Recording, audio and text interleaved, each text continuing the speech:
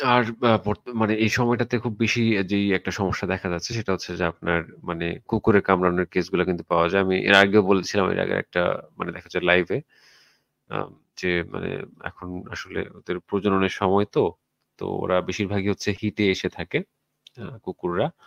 তো সেই ক্ষেত্রে দেখা যায় অনেককে মানে দেখা যায় মানে ধাওয়া করতে পারে বা অনেক এরকম কুকুরের কামড় বা হচ্ছে আঁচড়ের শিকার হয়েছেন এমন অনেক পেশেন্ট কিন্তু আমরা চেম্বারে পাচ্ছি। এই সময়টাতে পাচ্ছি। তো আসলে খুব আতঙ্কিত হওয়ার কিছু নাই।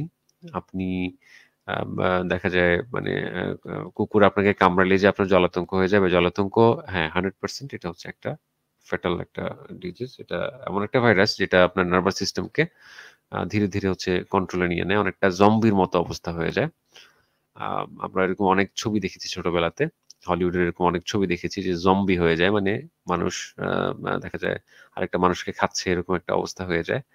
আ তার ব্রেইনের উপরে তার নিয়ন্ত্রণ থাকে না। তো অনেকটা কিন্তু এই যে জলাতঙ্কের যেই মানে লক্ষণগুলো অনেকটা এরকমই। পানি দেখলে ভয় পাবে, দেন হচ্ছে অনেকটা জম্বির মতো আচরণ করবে। শেষ সময়ে কামড়াতে থাকবে। মানে ওই সময় দেখা যায় ভাইরাসগুলো হোস্ট খুঁজে থাকে, আরেকটা দেহ খুঁজে থাকে। তো এটা খুবই মারাত্মক। তো কুকুর কামড়ালেই যে আপনার মানে র‍্যাবিস হয়ে যাবে ব্যাপারটা কিন্তু এরকম না। র‍্যাবিস আক্রান্ত কুকুর যদি আপনাকে কামড়ায় সেই ক্ষেত্রে কিন্তু আপনার র‍্যাবিস হওয়ার চান্স আছে। তো এখানে আসলে এগুলো নিয়ে আমি মানে বিস্তারিত অনেক আলোচনা করেছি। পাশাপাশি দেখা যায় আমার অনেক ভিডিও আছে মানে র‍্যাবিস নিয়ে। তো সেগুলো দেখলে আপনারা ক্লিয়ার হয়ে যাবেন। তবে আতঙ্কিত না হয়ে ২৪ ঘন্টার মধ্যে আপনারা মানে ১ম শটটা নিয়ে নিবেন। আর সম্ভব হলে আইজিই যেটা হচ্ছে আপনার র‍্যাবিস ইমিউনোগ্লোবুলিন সেটা সহ নিয়ে নিতে হবে ভ্যাকসিন। ভ্যাকসিনের পাশাপাশি অবশ্যই ২ টা ২ জায়গায় মানে দেখা যায় শটটা নিতে হবে। যদি আপনি মানে র‍্যাবিস ভ্যাকসিনটা ডান হাতে নেন, সেক্ষেত্রে বাম হাতে নিতে হবে। আপনার আইজিই যেটা হচ্ছে যে ইমিউনোগ্লোবুলিন ২ টা একসাথে দেয়া যাবে না, একই হাতে দেয়া যাবে না। দেন বাকি শটগুলোও আপনি নিয়ে নিতে হবে ৩য় দিন, ৭ম দিন, ১৪তম দিন, দেন হচ্ছে ২৮ তম দিনে। আর সবচেয়ে বড় ব্যাপার হচ্ছে মানে যে কুকুরটা আপনাকে কামড়ালো বা হচ্ছে যে কুকুরটা আপনাকে আঁচড় দিল, সেটাকে আপনি যদি সম্ভব হয় ১০ টা দিন অবজারভেশন এ রাখেন। কারণ এই জলাতঙ্কে আক্রান্ত কুকুর কিন্তু ১০ দিন মানে ৮ থেকে ১০ দিনের বেশি বাঁচে না। এগুলো মারা যায়। তো আপনি চিকিৎসাও নেন। পাশাপাশি দেখা যায় ওই কুকুর বা বিড়ালকে আপনি একটু অবজারভেশন এ রাখেন। ঠিক আছে? আর জলাতঙ্কের যে একটা বড় সমস্যা সেটা হচ্ছে যে মানে এই জীবাণুটা যদি আপনার দেহে প্রবেশ করে থাকে তো সেক্ষেত্রে কিন্তু আপনার এটা খুব লম্বা সময় ধরে সুপ্ত আকারে থাকতে পারে। মানে এটা এই সময়টাকে আসলে মেডিকেলের ভাষায় বলে ইনকিউবেশন পিরিয়ড। তো এই ইনকিউবেশন পিরিয়ডটা দেখা যায় ৭ দিনও হতে পারে। আবার দেখা যায় আপনার ৭ মাস ৭ বছরও হতে পারে। বেশিরভাগ ক্ষেত্রে হচ্ছে যে ঘাড় বা হচ্ছে আপনার পিঠের কোনো অংশে যদি কামড়ায় বা আঁচড় দেয়, তো সেক্ষেত্রে কিন্তু আপনার ব্রেইন খুব কাছে। কারণ আমাদের এই যে স্পাইনাল কর্ড দিয়ে কিন্তু মানে ব্রেইন পর্যন্ত মানে নার্ভাস সিস্টেমটা যেভাবে চলে আরকি, এগুলোর বিস্তারিত আপনারা গুগল করলেও পেয়ে যাবেন। তো যদি দেখা যায় ঘাড়, মাথা এগুলোর কাছাকাছি যদি কুকুর কামড় বা আঁচড় দেয়, তো সেই ক্ষেত্রে কিন্তু যদি সেটি মানে জলাতঙ্কে আক্রান্ত হয়ে থাকে, তো আপনার কিন্তু জলাতঙ্কে আক্রান্ত হওয়ার চান্স খুব কম। ৭ থেকে ১০ দিনও হতে পারে। এই যে সুপ্ত অবস্থাটা বা হচ্ছে ইনকিউবেশন পিরিয়ডটা। তো সেই ক্ষেত্রে কোনোভাবেই রিস্ক নেয়া যাবে না। আপনি চিকিৎসা নিতে হবে পাশাপাশি ওই কুকুর বিড়ালকে যদি সম্ভব হয় নজরে রাখতে হবে। ঠিক আছে? আর জেনারেলি হচ্ছে ওই ধরনের কুকুরগুলো খুবই ক্ষেপা স্বভাবের হয় আরকি। দেখলে হচ্ছে মানে আপনাকে ধাওয়া করবে। দেন প্রচুর লালা গড়াবে তাদের মুখ দিয়ে। দেন হচ্ছে আপনার পানি দেখলেই ভয় পাবে। জেনারেলি হচ্ছে কুকুর পানি দেখলে মানে পানি দেখা যায় আ আ কুকুর পছন্দ করে না। বাট পানি খেতে পারবে না। দেখলে প্রচন্ড ভয় পাবে, দূরে চলে যাবে। এটা একটা বড় একটা সমস্যা। আ আর মানুষের ক্ষেত্রে তো এটা কতটা ভয়ানক সেটা আর বলার অপেক্ষা রাখে না।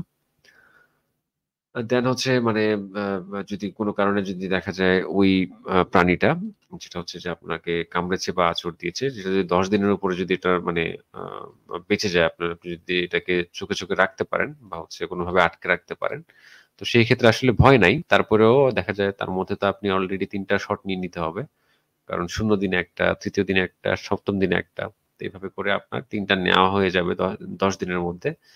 তো এই প্রাণীটা যদি ১০ দিনের পরেও সুস্থ থাকে, তো সেই ক্ষেত্রে আর বাকি শট গুলো না নিলেও চলে। তবে অবশ্যই আপনার স্থানীয় যে চিকিৎসকরা আছেন তাদের পরামর্শ মেনে চলতে হবে। তো এই যে র‍্যাবিসের যেই আপনার মানে উপসর্গগুলো বা জলাতঙ্কের যে উপসর্গগুলো ১ম এ আছে যে দেখা যায় রোগী পানি দেখলে প্রচন্ড ভয় পায়।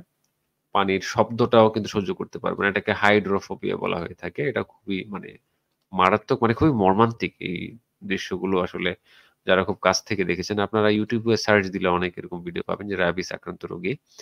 মানে এগুলো আসলে খুব হৃদয় বিদারক। এগুলো মানে খুবই কষ্ট দিবে যখন আপনারা এগুলো দেখবেন।